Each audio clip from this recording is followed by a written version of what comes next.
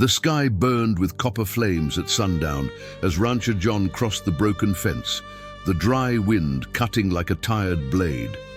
He wasn't seeking miracles or trouble, only water for the calves and silence for his ghosts, when he heard the strange creak of the old oak.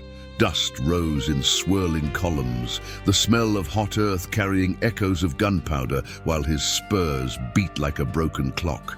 Beneath twisted branches hung a young girl upside down, plain dress, bare feet, short breath, as if the whole world swung with her. A wooden plank tapped against the trunk, tied with rough string, its cruel words carved deep. "White man don't forgive." John froze 3 steps away, hearing his heartbeat louder than the crickets, calculating ambushes behind every shadow in the pasture. His horse, Thunder, snorted like an old bull, stomped the ground, then turned his head to the girl, neighing with something almost human. In that frontier, saloon and church fought for souls, and John's ranch was more trenched than home, yet nothing prepared him for innocence hanging by a rope. The wind carried the taste of rust like old blood and made the rope creak, reminding him of broken promises and debts to the land. Instinct urged him to retreat, fetch the sheriff on Main Street, gather neighbors with lanterns, but solitude taught him courage has an expiry date. Thunder stepped forward, lowered his neck and sniffed the dust, as if asking the prairie spirits for permission, and John knew doubt had run out of time. His throat scraped with dryness, he drew the leather-handled knife, steadying trembling hands, knowing each second was a border between life and mourning. The girl opened one eye, a whisper of night in the desert, and John saw not hatred, but a plea for truce clinging to a fragile hope. The distant fence sang with the wind, crows circled above, yet the ranch itself seemed to hold its breath, waiting for one move to change destiny.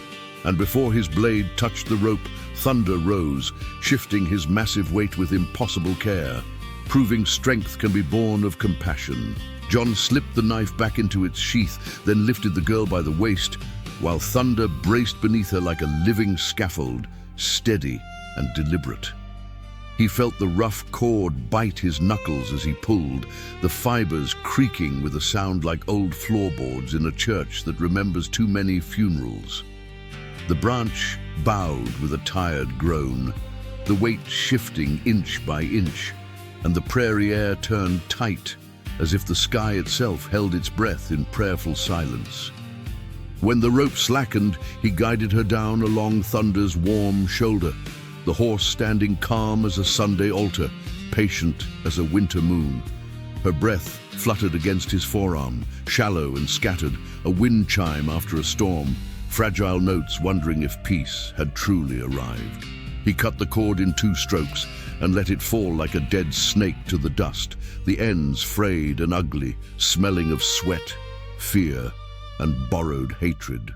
The plank with the carved warning swung once more, then thudded against the trunk, as if admitting guilt but refusing to spill any names. John studied the knots on her wrists, raw and angry, then licked his thumb and rubbed the hemp burns, a trick he learned branding calves when gentleness mattered. Thunder nosed the hem of her dress and huffed a meek cloud of dust, and the girl finally coughed, a faint sound that still cracked open the horizon. He spoke low and steady, the way one talks to skittish colts and stubborn storms, promising only water, warmth, and a chance to keep breathing. Her eyelids trembled, then opened to a dusk the color of old pennies, and she searched his face not for kindness, but for the price of whatever kindness might cost. "I'm John," he said, offering the simple truth first, because men who sell complicated truths rarely pay their debts when the moon goes dark. Thunder shifted his stance and cast a shadow that looked almost like a blanket, and John let the girl lean into it, stealing a little heat and a little courage. He poured canteen water into his palm and let her sip, the metal taste mixing with dust and relief, a communion for the unchurched and the nearly lost. In the distance, corrals clicked and fences hummed, and the evening star climbed its invisible ladder, as if even heaven knew to come closer tonight. The girl tried to speak and failed, so she pointed at the fallen plank, the carved words glaring like teeth, and shook her head as if denying a sentence. John pocketed the plank, because warnings are maps in this country, and any map that starts with hate usually ends with funeral flowers. He wrapped his coat around her shoulders and felt a shiver that was not from cold. The body, remembering hurt the mind, had no language to confess. Thunder flicked an ear toward the north gully where coyotes tuned their knives, and John knew the road to safety would be long, loud, and full of eyes. "Easy now," he said to both of them, horse and girl and the frightened man inside his own ribs. "We walk together, and we walk in the open like we fear no one." They moved toward the homestead, a lonely lantern waiting on the porch like a faithful dog, promising light but not answers, warmth but not absolution. Each step printed a record in the dust, and John measured the story those tracks might tell to the first armed stranger hungry for a reason to pull a trigger. Thunder kept close to the girl's side, his shoulder a moving rail, his breath a metronome, his hooves tamping the ground as if sealing oaths beneath the soil. Crickets set a funeral rhythm, while meadowlarks tried to argue for morning, and between the two choirs, the night decided to keep its verdict sealed. At the gate he paused, listening for the wrong kind of silence, the kind that sits behind a barrel and smiles, and he tasted metal where his courage should be. He ushered the girl inside and bolted the door with a plank scarred by winters and raids, then hung the broken rope beside the hearth like evidence with no judge. The kettle sang on the iron stove, that small domestic miracle that turns water into comfort, and the room softened by the inch as warmth climbed the walls. He cleaned the cuts on her wrists, each hiss from the sting a stubborn hymn to survival, a melody only people who have dangled above death truly learn.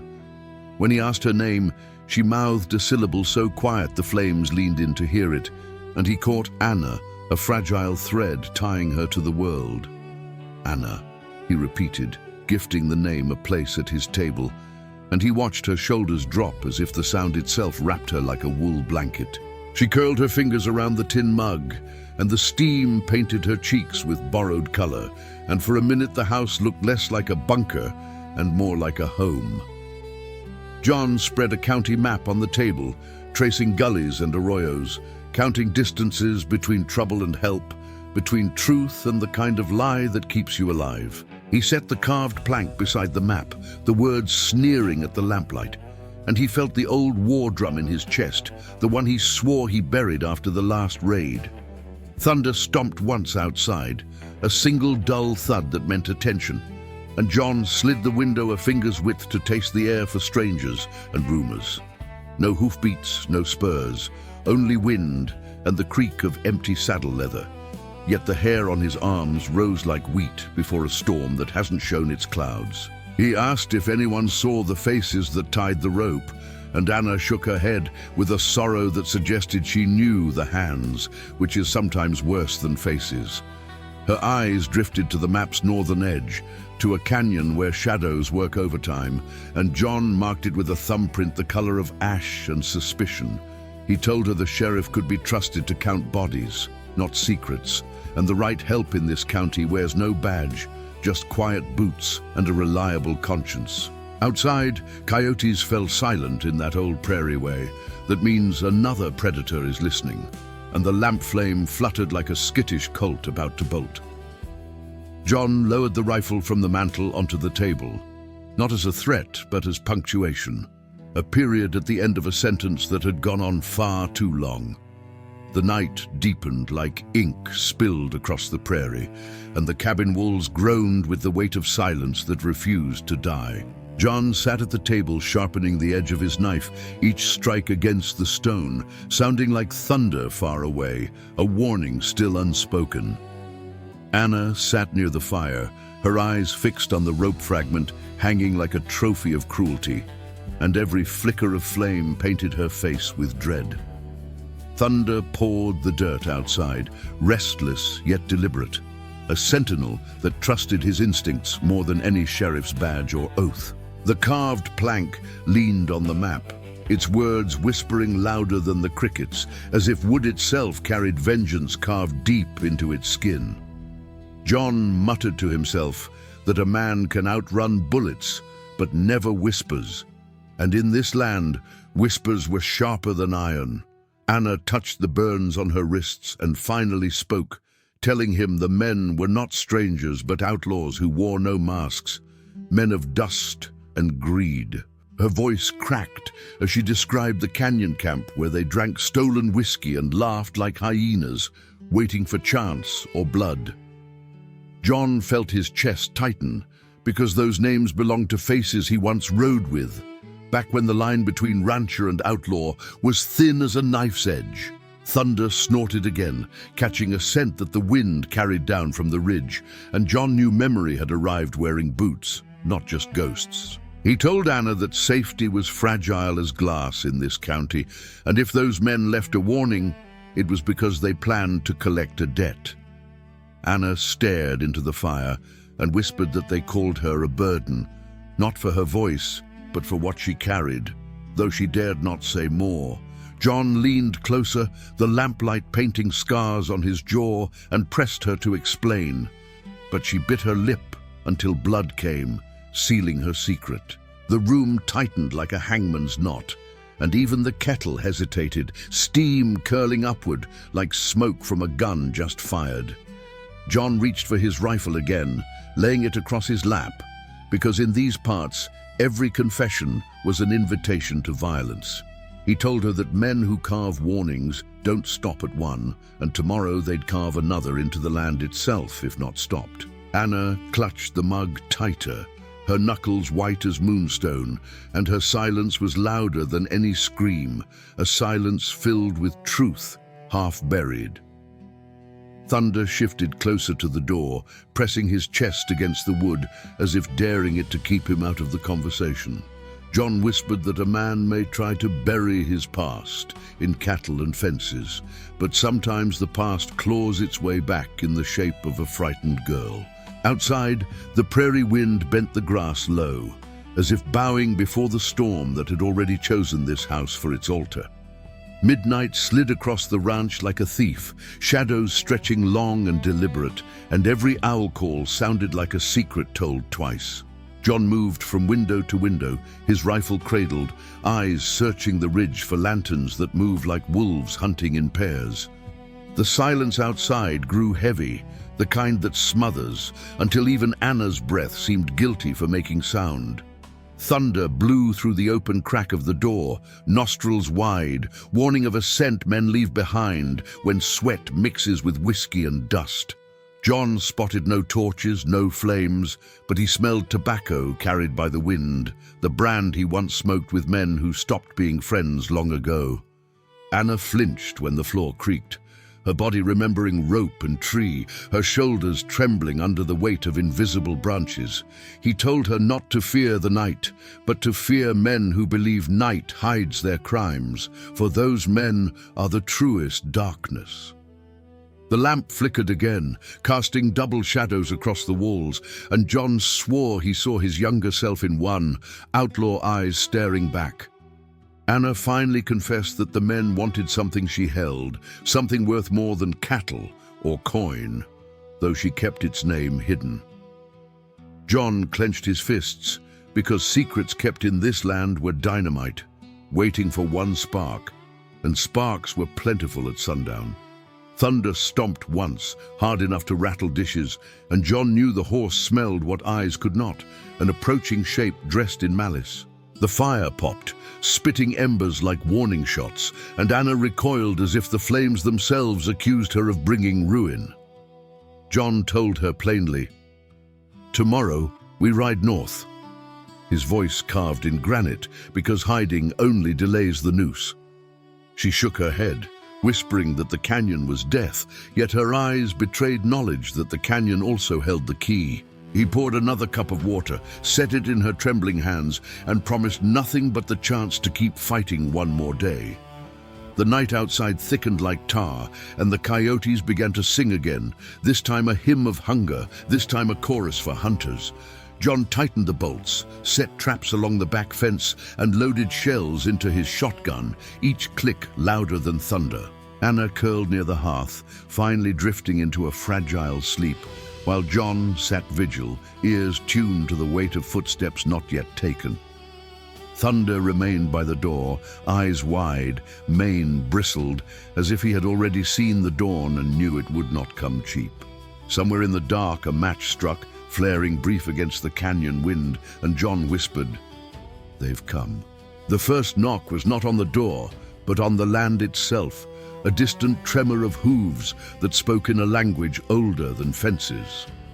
John cocked his rifle, steady hands masking the tremor in his chest, and listened as the rhythm grew into a cavalry of wolves dressed as men. Anna stirred from her shallow sleep, eyes wide as glass, and she clutched his arm before she even knew her hand had moved.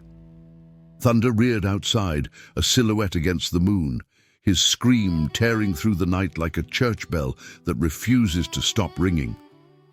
John whispered for Anna to stay low, pointing her toward the root cellar, but she shook her head, refusing to vanish into the earth again. The windows rattled as shadows crossed the ridge, not one or two, but many, each carrying the silence of men who had laughed around the same fires once. John's heart sank because he recognized the swagger in their steps, the same men who once called him brother when whiskey drowned their sins. The outlaw voices drifted down the slope, words sharp as whips, bragging about the tree and the girl, daring him to play hero under the moon.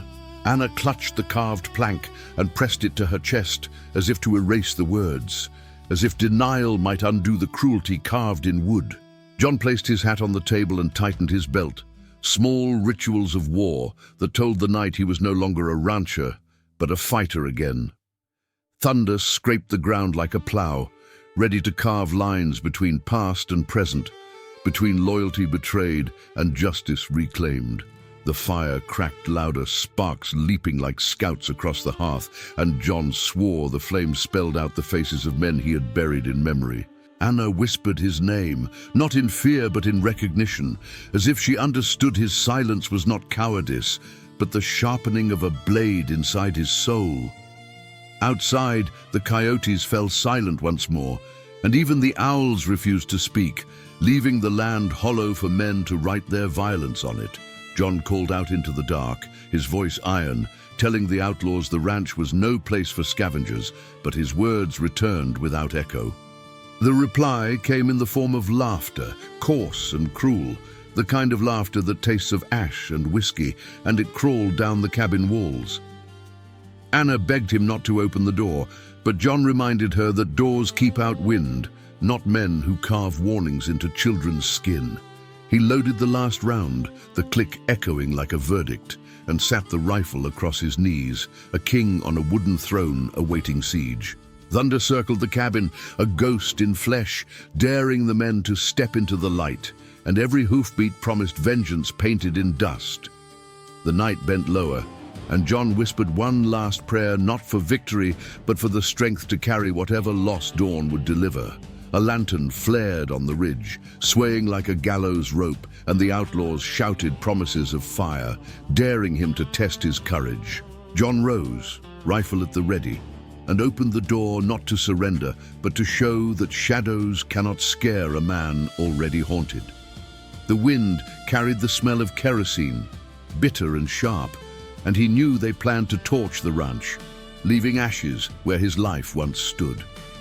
Anna stepped beside him, small yet unyielding, clutching the plank like a shield, her presence a defiance louder than any bullet. Thunder stood in front, massive and unbroken, ears flat and eyes blazing, a wall of muscle that no outlaw dared to ignore. The men on the ridge froze for a heartbeat, surprised by the sight of a horse standing like a soldier between them and the homestead. John shouted that the land held no mercy for men who preyed on children, his words riding the wind like arrows dipped in fire. The outlaws answered with gunfire, sparks lighting the darkness, bullets chewing into the fence posts, screaming into the wood. Thunder charged forward, hooves exploding like drums, scattering the first line of riders, his body a storm that refused to bow. John fired from the porch, each shot a punctuation mark, reminding them that this ranch was built on bone and sweat, not fear. Anna pulled him back as a bullet split the doorframe, wood shards slicing his cheek, blood mixing with the taste of iron in his mouth. The night became a canvas of fire and dust, each outlaw silhouette a smear of hate, each rifle flash a desperate confession of greed. Thunder wheeled around and slammed into a rider, knocking him clean off his saddle, the man screaming as dust swallowed him whole. John reloaded with steady rhythm, his heartbeat sinking with the rifle's kick, his soul burning with the knowledge that the past had come to collect. Anna shouted his name, pointing to the ridge where more torches rose, a line of flames stretching like a noose tightening around the ranch. The firelight caught her face, and John saw courage where he expected terror. A girl carved by cruelty, yet tempered into iron. The outlaws regrouped, cursing Thunder, calling him a demon horse, their fear betraying that they faced something bigger than rifles. John raised his voice again, daring them to test the soil that buried better men, his words striking harder than bullets could. Thunder reared, mane glowing like fire, and the men faltered, for in that moment beast and man stood as one, guardians of something holy. The night trembled, caught between chaos and order, and John knew this was only the opening verse of a hymn written in blood. The gunfire echoed through the canyon like thunder trapped between stone walls, each shot a confession shouted into the void. John fired again, the recoil biting his shoulder, but his eyes stayed sharp, reading every shadow as if the night itself carried names. Anna dragged the map across the table, her fingers landing on the canyon she had feared, whispering that it was not just death, but destiny. Thunder wheeled and struck another outlaw, hooves slamming like church bells, sending the rider spinning into darkness with no prayer to save him. The flames on the ridge swayed closer, carried by men who wanted to turn soil into smoke, history into ash, and innocence into silence. John barked Anna's name, asking what truth lived in that canyon. But she pressed her lips shut again, eyes screaming louder than any word. The wind shifted, carrying a smell older than fire, gunpowder and betrayal, the perfume of men who once shared whiskey with him under starlight. One outlaw called out John's name, reminding him of debts unpaid, mocking him as a man who traded brotherhood for fences and cattle. John's heart cracked because the voice belonged to Jacob, his blood brother from the war, the one who vanished with gold and sin in his saddlebags. Anna froze at the name, her gaze darting from John to the ridge, as if that single syllable unlocked chains she could not bear to carry alone. Thunder charged again, scattering riders like wheat in the wind, but bullets followed his path, grazing his flank, drawing blood from a beast carved of storm. The horse screamed, not in fear but in fury, and the outlaws faltered, for even wounded he stood taller than their courage could reach. John swore under his breath, vowing that no man who shed that horse's blood would leave the prairie alive, not under moon or sun. Anna cried out, pointing to the carved plank, demanding John understand that Jacob's men had left it as both warning and invitation. The night thickened, full of firelight and smoke, and John felt every scar on his body reopen, bleeding past and present into one river.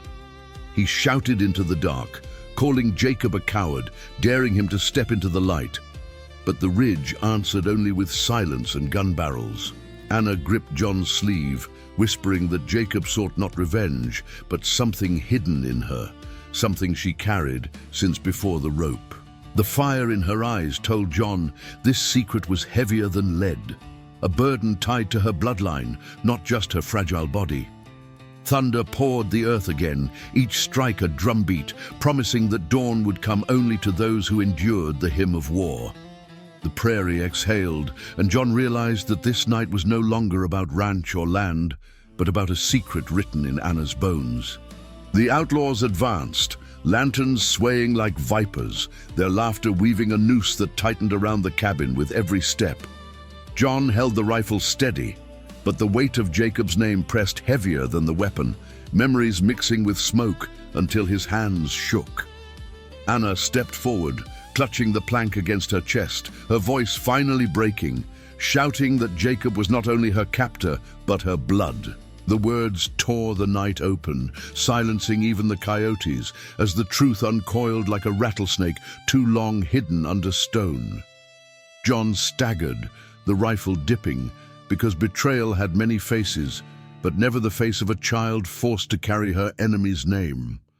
Thunder reared at the revelation, mane glowing in firelight, hooves slashing air as if declaring that truth itself demanded battle. The outlaws laughed cruelly, shouting that the girl was Jacob's daughter, proof of sins no bullet could erase, a living brand of his defiance. Anna's eyes filled with tears, but they burned with fury, not shame, as she declared she would never bow to the blood that betrayed her. John lifted his rifle again, steady now, because family is chosen by courage, not dictated by the poison of another man's veins. Thunder surged forward, his massive frame cutting the firelight, scattering men who once believed the prairie belonged to them alone. The clash painted the night with sparks, rifles cracking, hooves pounding, screams blending with the howl of wind that carried destiny. Anna stood tall in the doorway, her small frame defiant, proving that even a child of betrayal can wield truth sharper than steel. John fired into the night, each shot carrying not just lead, but the weight of his choice, to stand with innocence against the shadow of his past. The ridge lit up with torches, and the prairie itself seemed to catch fire, the grass bowing as if kneeling before gods of blood and smoke. Jacob's voice rose again, colder than the wind, promising that dawn would leave nothing but ashes where John's ranch once stood. Anna shouted back, her words cutting deeper than bullets, swearing that she would rather die free than live under his cursed shadow. Thunder trampled a torch into darkness, flames dying beneath his hooves, proving that even fire itself bowed to the will of beasts born of storm. John stepped beside Anna, shoulder to shoulder, man and girl bound by choice, not blood, their silhouettes carved against the raging night. The outlaws hesitated, shaken by the sight of defiance made flesh, a reminder that fear dies when courage stands tall. And in that suspended moment, as the fire painted the world red, John knew the battle was no longer just survival, but redemption. The night roared with gunfire, bullets carving splinters from the cabin walls, each fragment a reminder that wood cannot shield destiny forever. John fired through the smoke, his aim steady, but his heart staggered each time Jacob's laughter cut across the ridge like a saw on bone. Anna crouched near the hearth, gripping the plank like scripture, whispering that blood did not own her soul, only her choices would. Thunder bolted into the fray again, crashing through riders like an avalanche of muscle and fury, scattering their courage into the dust. The outlaws cursed, calling him a devil beast, but their voices trembled, betraying fear that no whiskey could wash from their throats. John reloaded with calm precision, every shell a vow, every shot a line of scripture written not in ink, but in fire and powder. Jacob's voice rose again, mocking John as a coward who once swore loyalty, spitting that fences and cattle could not erase the brand of betrayal. John's jaw clenched, because he remembered too well the night he rode with Jacob, when greed broke their brotherhood and stained the prairie with blood. Anna cried out that Jacob was no father, but a thief of her childhood, her words louder than the storm of hooves and rifles. Her defiance struck Jacob harder than bullets, for silence is the weapon of tyrants, and her voice shattered it into shards of truth. Thunder lunged at another outlaw, hooves striking like hammers on drums, the man tumbling lifeless into the dust as fear spread through the gang. The ridge glowed brighter with torches, flames carried forward as if fire itself had been sworn to Jacob's command. John shouted into the night that this land belonged not to hatred, but to those willing to bleed for its future, his voice cracking the dark like lightning. Anna looked at him with eyes full of new fire, no longer only the rescued, but now the fighter, carved by cruelty into courage. Jacob's laughter twisted into rage, promising that dawn would find Anna chained again, proof that no bloodline can be escaped. John leveled his rifle and shouted that she was his now, not by birth but by choice, and in the West, choice was the only law worth keeping. The men on the ridge hesitated, shaken by the fire in John's words, but Jacob screamed them forward, binding them with fear heavier than chains. Bullets rained again, the roof shaking, sparks leaping like demons, and the cabin groaned as though it too carried scars of war. Anna pressed against John's side, whispering that she would not run, even if it meant facing death with eyes open and soul unbroken. Thunder reared once more, mane blazing, and John knew the horse carried not only strength, but also the spirit of a truth no man could bury. The battle surged closer, the porch erupting in splinters as boots thudded against the steps, the enemy now a breath away from blood. John kicked the door open, rifle blazing, each shot an oath, each flash a denial of the darkness clawing at his land. Thunder crashed against the porch, trampling one outlaw before he could strike, hooves thundering louder than Jacob's curses. Anna screamed his name, pointing at the flank where blood stained Thunder's hide, proof that even giants bleed when war is unending. John's chest burned with fury, because no beast so loyal deserved pain, delivered by cowards hiding in shadows of loyalty long broken. He charged from the doorway, shoulder to shoulder with Thunder, man and beast carving space between the cabin and the ridge. The outlaws fell back, startled by the storm unleashed, yet Jacob's voice dragged them forward again, a puppeteer pulling strings of fear. Anna stood in the doorway, holding a rifle too heavy for her frame, yet her hands did not shake, her defiance burning brighter than torches. John caught the sight and felt his breath hitch, because courage in small hands is the sharpest weapon this land has ever known. Jacob's men advanced again, circling wide, aiming to trap the ranch from all sides, torches licking the grass into flames. Smoke curled across the yard, choking the air, and John tasted ash, the flavor of surrender he swore never to swallow. Anna shouted above the roar that Jacob was a coward for sending others to fight his war, her words cutting sharper than any blade. The gang faltered at her defiance, their eyes flicking toward Jacob, questioning if their chains were worth the weight of a girl's truth. Jacob screamed back that her blood tied her to him, that she could not choose a new father, for blood was law older than the West itself. John raised his rifle, voice steady, declaring that blood builds chains, but choice builds families, and tonight choice would win. Thunder reared beside him, body silhouetted against fire, and the outlaws shrank back as though they stared into something holy. The flames spread wider, painting the ranch red, and John knew the land would not survive untouched, but survival was no longer the measure. It was Anna's freedom, her right to stand untethered, that mattered more than soil or wood, and he vowed to guard it with his last breath. Jacob finally stepped forward, a shadow against firelight, rifle in hand, voice dripping with venom, daring John to end the brotherhood in blood. And John knew then that the night would demand a sacrifice, one that neither prayer nor bullet could postpone. The flames wrapped the ranch like a noose, boards groaning, windows shattering, every crackling ember demanding surrender in its heat. John stepped into the yard, rifle raised, his shadow tangled with Thunder's, two warriors standing where once there was only a lonely rancher.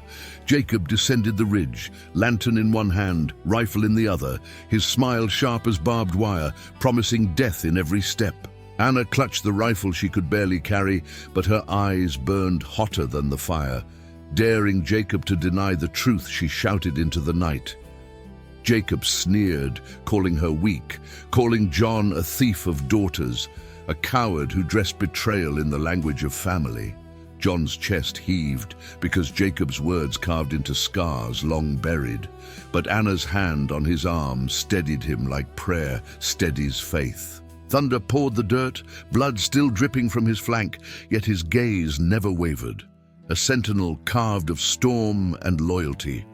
The outlaws circled tighter, torches raised, bullets ready, the air heavy with smoke and decisions that could not be undone. John shouted that Anna was free, that blood was no longer law, and his words rang louder than gunfire, louder than the burning roof behind him. Jacob laughed, bitter as iron, swearing that freedom was an illusion and that Anna would return to chains because chains were her birthright. The outlaws shouted agreement, but their voices wavered, for even in firelight they saw doubt in their own reflections. Anna cried out, raising the rifle, her arms trembling, but her voice steady, declaring that no man who claimed her blood would ever own her soul. The gang hesitated, silence heavy, and in that silence Jacob raised his weapon, aiming not at John but at Anna, hatred colder than steel. John lunged, pushing her aside, but the rifle cracked, the bullet singing through the night, fate rushing faster than hooves. Thunder surged forward, massive chest colliding with Jacob's shot, the bullet burying into flesh, not meant for sacrifice. The horse screamed, the sound splitting the night, a sound older than man, carrying the weight of every beast that ever bled for love.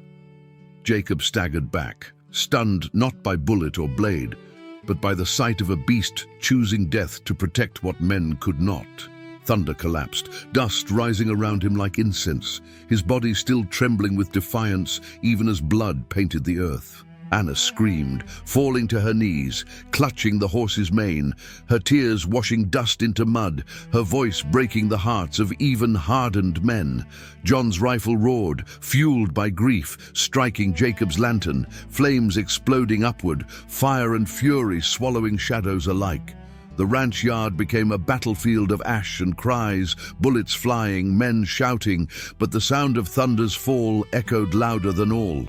John advanced through the smoke, his rifle reloading with rhythm, his boots steady as stone, his heart burning with both rage and sorrow.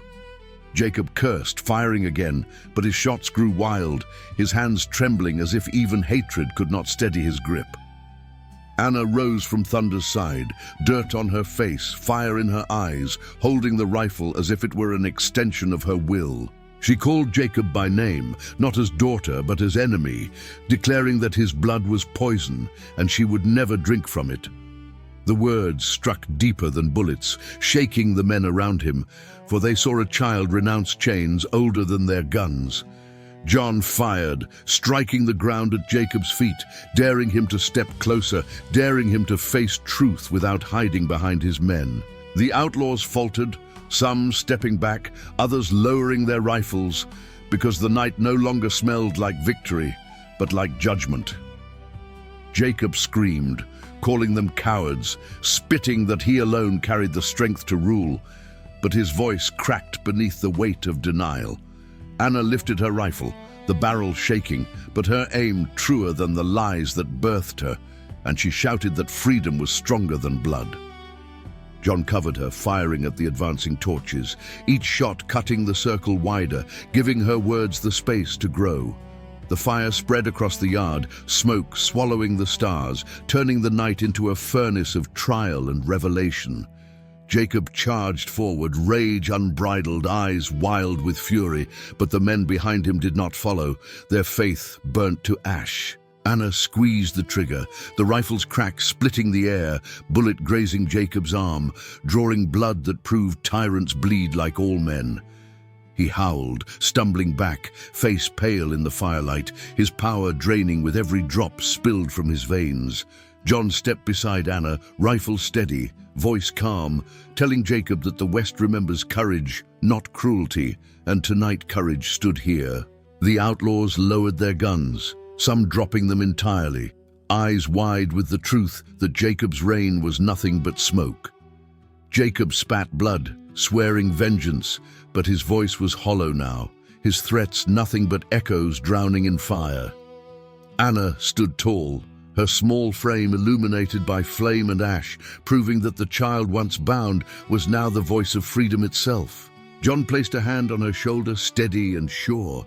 because in that moment they both knew Thunder's sacrifice had not been in vain. The yard was a furnace of smoke and fire, the last cries of outlaws fading into the wind as the weight of choice crushed the night. John advanced slowly, rifle steady, eyes locked on Jacob, every scar on his body burning like brands forged in old betrayals. Jacob staggered, blood dripping from his arm, but his voice still clawed at the air, calling John a traitor, calling Anna a curse. Anna stepped forward, no longer trembling, her rifle heavy but her spirit unshaken, her voice ringing louder than the flames. She shouted that chains break when courage speaks, and the words rolled across the ranch like thunder that no sky could hold. The outlaws lowered their torches, their eyes hollow, their loyalty fractured, and some turned away, unwilling to bleed for Jacob's pride. Jacob roared, rushing forward with knife drawn, desperate to carve fear where faith no longer lived, his shadow long and wild.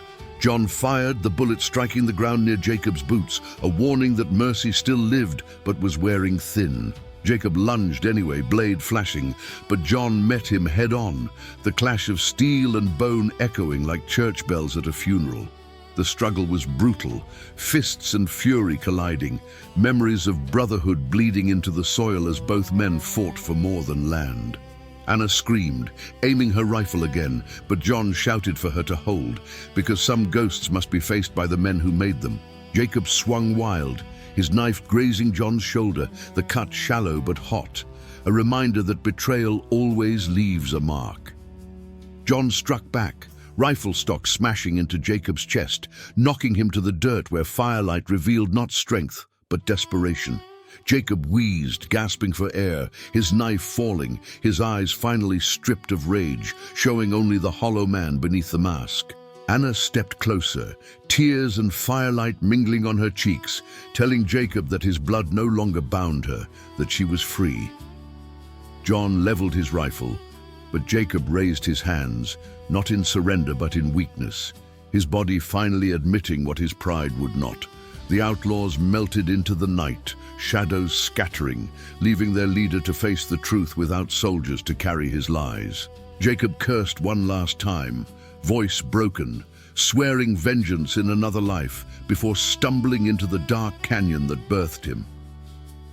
Silence settled over the ranch, broken only by the crackle of fire and the low sobs of Anna, who clutched Thunder's mane one final time. John lowered his rifle, the night heavy on his shoulders, knowing that some victories feel like graves, and some graves carry the weight of redemption. The prairie dawn rose slow and heavy, painting the ashes gold, as if even the sky wished to honor the blood spilled in silence. John stood with Anna by Thunder's grave, the mound of earth fresh, the cross carved rough, yet sacred as any cathedral in the West. He told her that freedom is not gifted by blood, nor bought with land, but forged in choices made when fear whispers loudest. Anna pressed her small hand into his, whispering that family is not who claims you by birth, but who stands with you when the fire comes. The wind carried her words across the plain, bending grass and stirring dust, as if the earth itself vowed to remember them. John knew the scars would stay, both on his body and his heart, yet scars are maps that lead men back to the truth they almost forgot. The outlaws were gone, Jacob swallowed by the canyon, but the story of the girl and the horse would echo longer than their threats. Even in loss, Thunder's sacrifice had planted strength in both man and child, binding them not with chains, but with a bond carved in loyalty. The West had seen many battles, but few where innocence stood taller than hatred, where a choice cut deeper than any blade. And as the sun broke the horizon, John whispered that stories like theirs are not endings but beginnings, and he asked the land to carry it forward.